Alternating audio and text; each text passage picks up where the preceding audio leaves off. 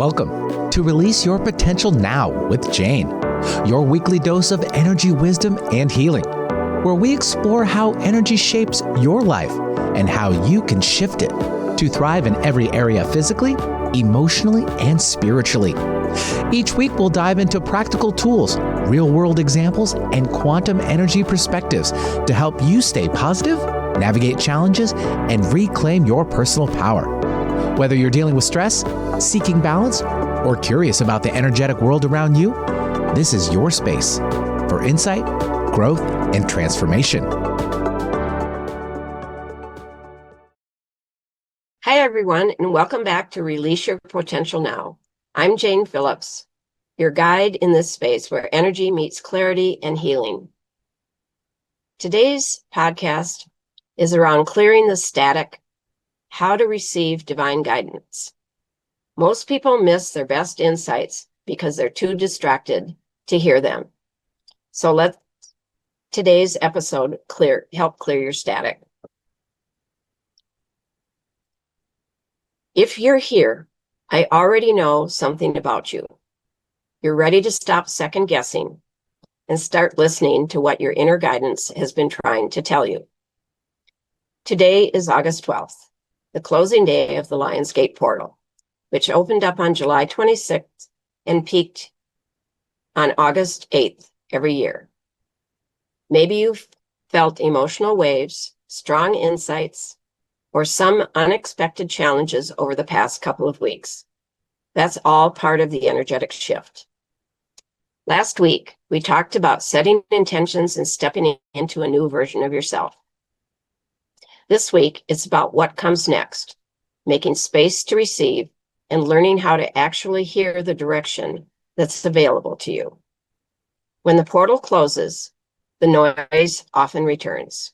Your mind starts spinning again, the distractions creep in, and suddenly the clarity you had feels distant.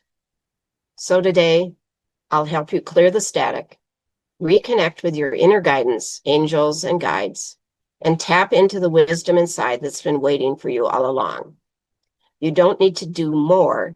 You just need to listen in a new way. So we want to talk about why you sometimes miss your guidance and what to do now.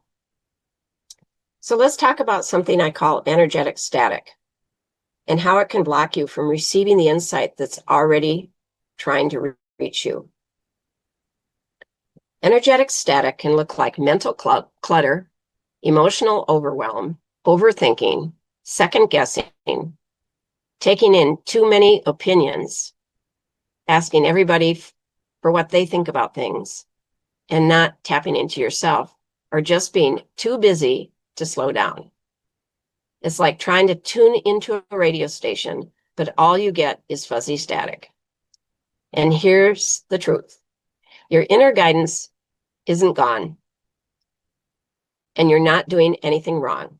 I've had friends tell me, my guides won't talk to me anymore. I think for them, as for you and I, we just have too much going on and they can't get through, even though they'd like to, or they may be sending messages, but the phone lines are down. So you're simply trying to listen to a quiet frequency in a world that's gotten too loud. Our inner guidance does not shout. It's quiet. It's subtle. It's usually a word or two, or a memory that crops up, or a phrase in a song on the radio. So sometimes the messages just can't come through because you're too tired or distracted or expecting the answer to be big and dramatic, when really, as I said before, it's a subtle whisper that shows up when you're still. And I've had things when I'm trying to get information and all I hear, it finally gets through, is it's quiet your mind. And then I have to figure out how to do that. So now that the Lionsgate portal is closing, your next step is to anchor what you've already set in motion through last week's podcast. You don't have to chase anything new. You simply need to make space for what wants to land. This is your opportunity to slow down, reconnect, and receive. So, mental static, I want to talk a little bit about what that is. So, mental static can be really never shutting your computer down, especially with our fancy iPhones now. We can have multiple tabs on our computer open at the same time. We can be checking messages all the time. It's really easy. YouTube loves to send notices. So we're getting notices about the next YouTube thing that we need to watch. And we go watch it because we've signed up for that podcast or whatever. And it creates all sorts of mental static. There's too much going on for you to ever calm down. So if you're feeling blocked, that's just a signal to get quiet, not a sign that you're off track. It's just you need to get quiet. And if it's not in the moment that you can get quiet, you find another time. If you're in a busy coffee shop, I do some work there. I sometimes will have a headset to my phone that I can listen to calming music while I'm working, because the music they put into the coffee shop is quite noisy and loud. So your timing may be off. It might be the wrong time to try and figure something out. That's when you need to take a break so that the signal can get through. Pause your decision making. If you've got something that's important, you don't have to make a decision in the moment. It might feel crucial, but it's not. Pause your decision making for a day and focus only on listening. Listen for that quiet voice that says, be still. I've got your back. And reinforce that inner guidance that often repeats itself gently over time. So let's walk through a few practical ways to clear the static and reconnect with your inner guidance. You don't need special tools. You just need to be present, have curiosity, and a willingness to pause. And that is the trick, a willingness to pause when everybody's coming at you at the same time.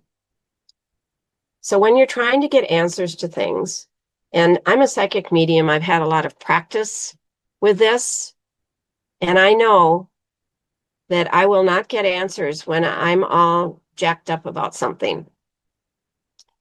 So that's why I journal myself, and that's why I take walks in nature, or I sit outside with a cup of coffee or a cup of tea and just watch the birds around my home.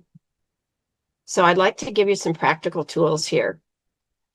So before seeking answers, give yourself 1 full minute of silence. And you may need to time it because a minute can seem like a very long time. Set a timer if you need to. But close your eyes and just drop everything else you're thinking of the best you can and feel your breath. Notice your inhale and your exhale. Pay attention to that and just let your mind quiet as you can. And let your thoughts drift. Put them in a mental box and let them know you'll be back later to check them out. But right now, you're going to let them in. You may have to tape the box lid down because sometimes they like to pop out. But you're not trying to force peace. You're just making room for it. Okay? So give yourself some quiet time before you ask. So if you have nothing else today, if nothing else you do this. Take your minute of quiet, your 60 seconds, and you'll be amazed at what opens up. It's like taking the lock off the door. Another idea is letting go of needing to get it right. And I have that one pretty strongly. I will keep saying, oh, I could do one more tweak, right? But then guidance didn't come to help us be perfect the first time in a polished plan. It doesn't come polished to us. It comes as a suggestion, a step to take, a breadcrumb. And if you're waiting for certainty, ask instead, what feels lighter or easier to do right now? And go with it. Progress matters more than perfection. And the only way you're going to figure out what to do next is to start doing something. You cannot figure everything out in the very beginning. So progress, again, matters more than perfection. And you're not choosing your forever. You're choosing to take steps, your next step. And you can always adjust. If you don't even get on the path, you can't figure everything out. It doesn't come perfectly laid out. Anybody who's been, in quotes, an overnight success has had lots of journeys that led down false paths that didn't work very well or caused them to pivot. But every step you take is a learning. So let go of having everything, needing to have everything work out right away from the get-go. And you'll refine as you go, or maybe even drop the idea altogether. So ground yourself in the present is another idea. Disconnection often comes from being too in your head. Simple grounding techniques are like putting your feet on bare earth or holding a warm cup of tea or coffee or taking a screen-free walk.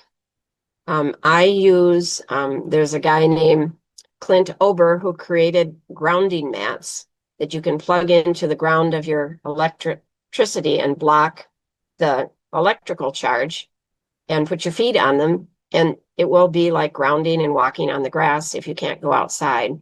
So that's what I do to ground myself. So when your body is grounding, it's anchored, your energy settles, and answers come more easily. I'm doing this podcast with my feet on my grounding mat. So your body is your antenna. When you come back into it and to your senses, you will start to get the clarity that you need. Another idea is to ask open-ended and curious questions as you're trying to figure out what's next. Instead of demanding an answer, soften your inquiry, for example, meaning make it less harsh, make it more simple. For example, you might ask, what am I ready to hear today? Or what's a small step that would feel kind to me to do? Or where am I holding pressure? Where am I putting too much pressure on myself that I can release? And then you got to wait. So you've written it down on a piece of paper or in your head and wait. And the answers often rise in the quiet afterward. Big clarity usually begins with a really gentle question. Another way, and we talked about journaling for prompts last week, to get some clarity is to journal without editing. Now, I journal frequently, almost every day, but not exactly. And sometimes it's journaling where I'm asking my guides and my higher self as to what is most important, or maybe I have a question about what I'm doing and I'm seeing if they'll give me some guidance. Sometimes I've just got too much in my brain. I can't make a to-do list. So I do a brain dump into my journal. So what's your question? What do I need clarity on? Sometimes I don't even have a question. I've just got too much in my mind. And then I look at it all and I say, is any of this important that I handle right now if my brain is overloaded? So don't judge what comes through when you're journaling. Don't stop to correct yourself. Don't second guess. Just dump it, because all of the stuff that we're just running around and around in our heads are not getting resolved. So getting it on paper at least allows you to look at it and make some decisions. And you can just let it flow and review it later when your best quiet time is. And this is one of the simplest ways to hear your own truth. So what comes out through the pen as we're writing is often wiser than what we hear in our heads, because we have several voices. I took a class once where each voice that we had an opinion of, somebody was up on stage and he was trying to make a decision. And so he had one voice that says he shouldn't do it. The other one said, you're being too cowardly. And he talked to each one separately. There's a gal named Shakti Gawain years ago she's written some books that I attended a seminar of hers. And that was something that I have used to this day when I'm really confused about something important I want to do, but I've got 2 or 3 conflicting thoughts. I bring each thought up separately and talk to the energy that's giving me that thought. I might vision a person or not, but I talk to that thought and ask for their feedback on it. And then I say, thank you for your information. And then I go to the next thought, get the information on that, and then go to the third thought and get the information on that. Now I've got 3 separate opinions that are not yelling at each other.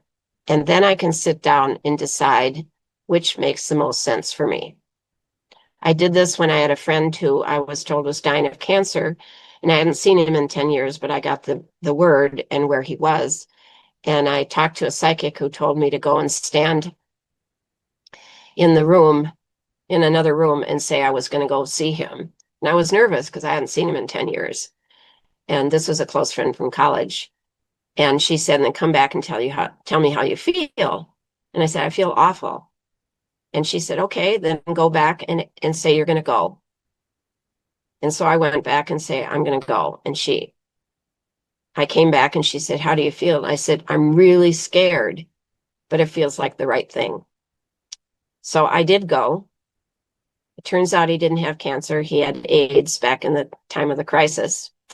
And I spent 3 days with him in the hospital. And he passed 3 days later. So if I had not gone, I would not have seen him. And it was the right decision, but it was a scary one. So feel free, if you've got conflicting answers, you might want to just talk to each voice and get their opinion, but you don't have to buy it. It's more asking opinion. So another idea is to watch for what repeats to you.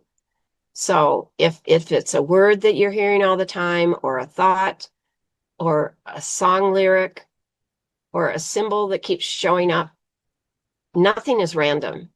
That's your inner guidance knocking again and again until you finally say, well, it's time to pay attention and what to do with it. So when something keeps showing up, that's your signal. Life's not subtle forever. So I'm going to do a guided reflection for you. And again, if you're on the replay, you can slow this down. But let's take a few moments, if you're not driving, to go inward. And if you're in a quiet space, you can close your eyes. And if not, just bring your attention inward. Take a deep breath in and slowly exhale. And then take a deep breath in and let it go. And maybe do it a third time. Now bring your awareness to the center of your chest. You might place a hand there. And from this space, ask yourself, what am I ready to hear today? And just let that question float. And then ask, what small step could bring me more peace or clarity? And finally, what truth have I been avoiding that I'm now ready to receive, gently and honestly? You don't need to figure it out now. Just breathe and listen. This is a short way to check your wisdom from within. And you can do this daily when you have a quiet moment. If you're a busy mom with toddlers, there might be a time that they're taking a nap that you can do it. That might be your best time. If you're working, you may be better later at night or early in the day before you go to work. So just do this and breathe and listen. And then write down, have something to write with. So write it down, whatever surfaced after this. And for some people, if you're the people that get information in dreams, I do not as much. I have. You might have a journal or a book you can write in if you wake up in the middle of the night with an insight that you're aware of. So even if nothing comes up, trust that because you acted and did this quiet meditation, it's on your way. So to stay open and connected to your guidance this week, try scheduling some quiet time. We talked about sipping tea in silence before reaching for your phone or coffee or water, or I drink my smoothie in silence. Take a 5-minute reset between tasks, or turn off the radio or podcast while you drive. Now, I'm one of those people that likes to drive in silence because I end up talking to either guidance or maybe a loved one who has passed might show up into my awareness. So turning off while I'm driving the radio is often what I do, even on very, very long trips, because I don't get bored for some reason. All right, I'm weird, but that's true. So capture the insights as they come, as we talked about, notes on your phone, a voice memo app. I sometimes get very long guidance from ascended masters or from a parent. My father passed in 98, and he started showing up on my journey as I moved to New Mexico and giving me insights on what he was doing on the other side, or some other things that I had questions about that he answered. And so because I'm driving, I was recording on my phone through my speaker. So, or carry a small notebook in your bag or car that you can write in and when you're not driving. So, and transfer it into something so you have time to reflect. I ask questions out loud while walking, driving, or doing something. So, and they often show up in surprising ways. And reduce overstimulation is another way. I have a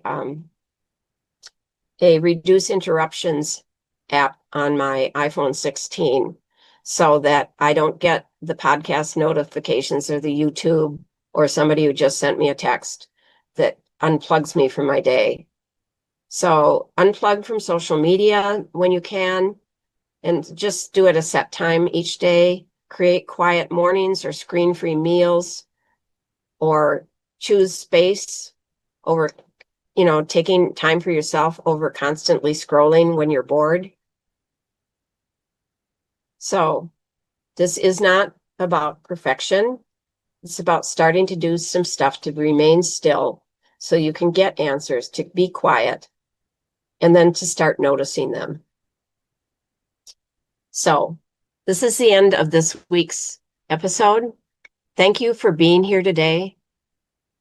If you've been wondering why it's hard to hear yourself clearly, I hope this episode reminded you that clarity isn't lost. It's just waiting for you to create the space for it to be heard. So let this week slow you down and listen differently. Give your energy, your guidance, a place to land. And next week, we'll be exploring how to radiate from the inside out and how to hold your light in a heavy world. I'll share ways to keep your energy clear and grounded, even when the world feels chaotic. If you want to reach out to me to find out more about what I do, you can go to janecphillips.com and you'll be allowed to schedule a full session with me if that works, or if you're just more curious about how I might be able to support you on your journey, you'll be allowed to schedule a 20-minute free consultation. So until then, trust the quiet, trust the signs, and trust yourself. Thank you. I'm Jane Phillips.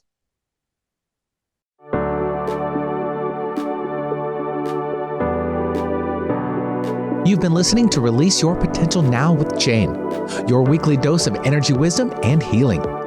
Tune in on Transformation Talk Radio to unlock the power of energy healing and transform your life one insight at a time. Share this episode with a friend who's feeling stuck and might benefit from a little extra support on their journey. Together, we can create a ripple effect of healing and positivity, empowering individuals to live healthier, more joyful lives. Are you ready to gain control of your life and health? Then visit janecphillips.com to book a session, join a workshop, or explore how energy wisdom can help you heal and thrive.